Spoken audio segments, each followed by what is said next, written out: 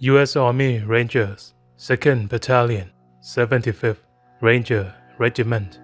ทหารกรมจู่โจมกองทัพบกสหรัฐกองพันที่2กรมเรนเจอร์ที่75ดำเนินการฝึกการปฏิบัติการทางทหารในพื้นที่สิ่งปลูกสร้าง Military Operations in Urban Terrain บนพื้นที่ศูนย์การฝึกนาวิกโยธินณฐานนาวิกโยธินฮาวาย Marine Corps Training Area Bellows Marine Corps Base Hawaii 10 มิถุนายน 2022 Mount Training จัดขึ้นเพื่อเพิ่มขีดความสามารถของหน่วยเรนเจอร์ในการปฏิบัติภารกิจในสภาพแวดล้อมเขตร้อนเพื่อยกระดับความพร้อมรบและการปฏิบัติการร่วมกันของหน่วยให้มีประสิทธิภาพยิ่งขึ้น U.S. Marine Corps Video by Lance Corporal Christian Toftero การเคลื่อนที่ของบุคคลในพื้นที่เมืองการปฏิบัติการรบที่ประสบผลสำเร็จในพื้นที่ที่มีสิ่งปลูกสร้าง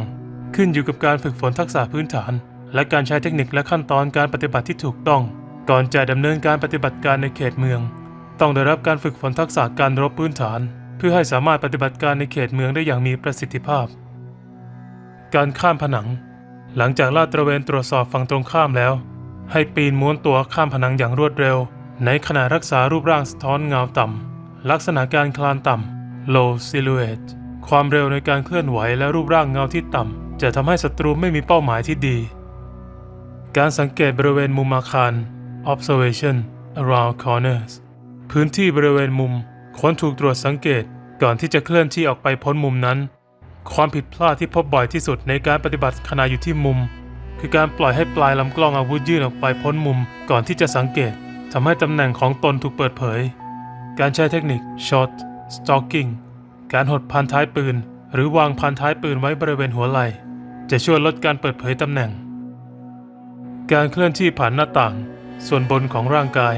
ความผิดพลาดที่พบได้บ่อยที่สุดเมื่อต้องเดินผ่านหน้าต่างคือการทำให้ศีรษะพ้นจากการสังเกตของศัตรูที่อยู่ภายในห้องเทคนิคที่ถูกต้องเมื่อผ่านหน้าต่างคือให้รักษาส่วนบนของร่างกายให้อยู่ต่ำกว่าระดับหน้าต่างรักษารูปร่างเงาต่ำใช้การก้มตัวหรือเลี้ยวตัวไปด้านที่ปลอดภัยก่อนที่จะเคลื่อนผ่านและหากเป็นไปได้ให้ใช้การสังเกตก่อนผ่านเพื่อไม่ให้ศัตรูระบุตำแหน่งของตนภายในห้องการใช้ช่องประตู use of doorways การตรวจสอบและเลือกตำแหน่งหลบภัยตำแหน่งยิงถัดไปก่อนเข้าไป pre-selection of position เคลื่อนผ่านประตูอย่างต่อเนื่องและรวดเร็วไม่หยุดกลางช่องประตูเพื่อหลีกเลี่ยงการเป็นเป้าหากจำเป็นต้องใช้ช่องประตูเป็นทางเข้าออกให้เคลื่อนผ่านอย่างรวดเร็วไปยังตำแหน่งถัดไปรักษาท่าทางให้ต่ำที่สุดเท่าที่จะทำได้เพื่อหลีกเลี่ยงการโผล่เป็นเงาจากด้านนอก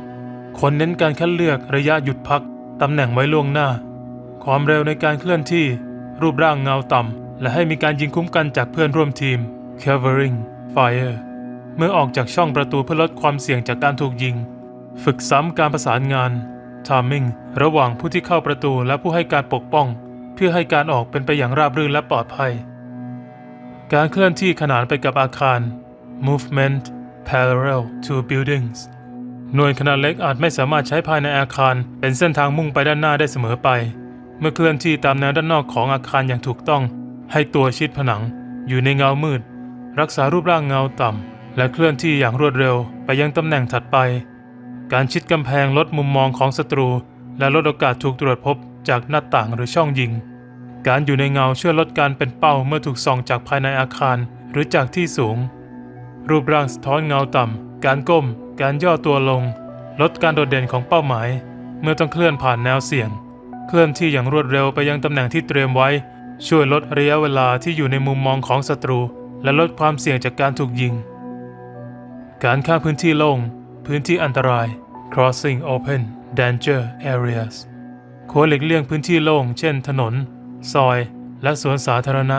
เพราะเป็นช่องยิงตามธรรมชาติสำหรับอาวุธที่ต้องใช้เจ้าหน้าที่ตั้งแต่2 คนขึ้นไปในการปฏิบัติการ crew serve weapons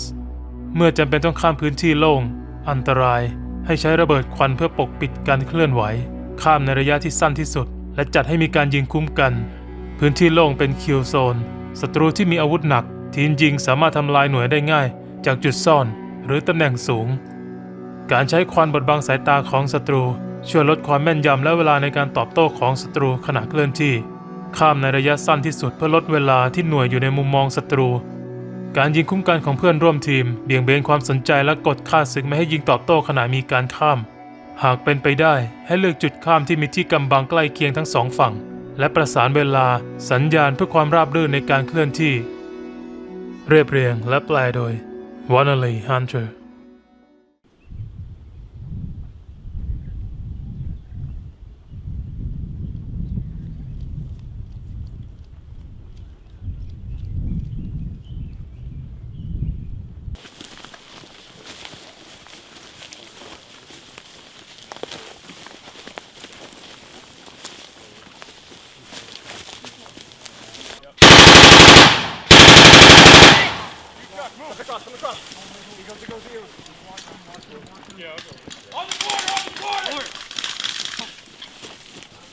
Good.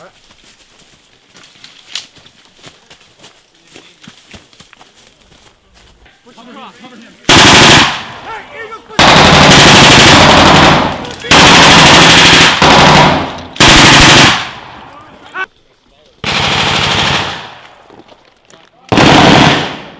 We got everyone? Now.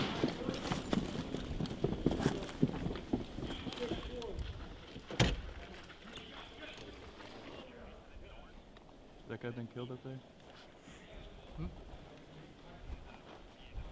Go.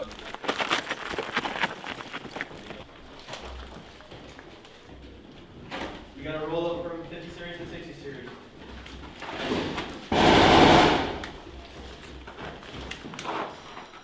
Over ID1, we need to pick up the pace a little bit.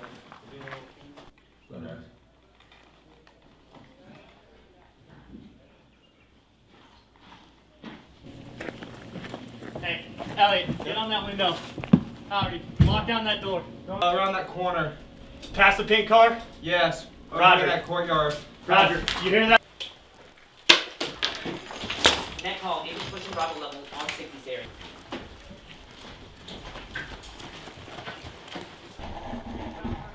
Roger.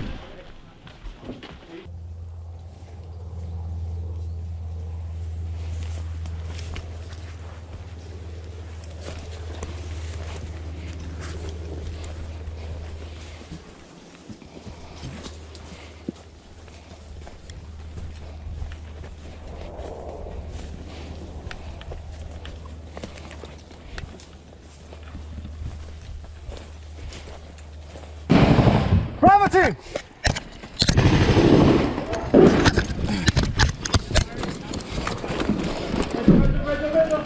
Hey, this way. We're gonna push on that? Yeah, push on that! Give me one!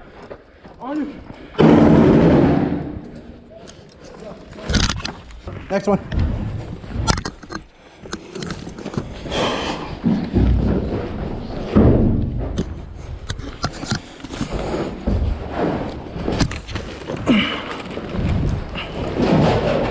Come here.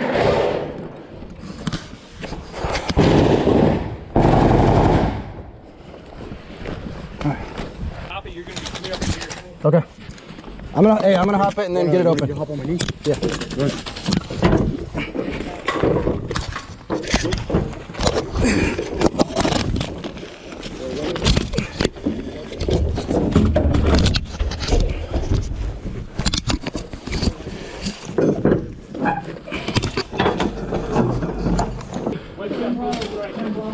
Hey, we're pushing on this.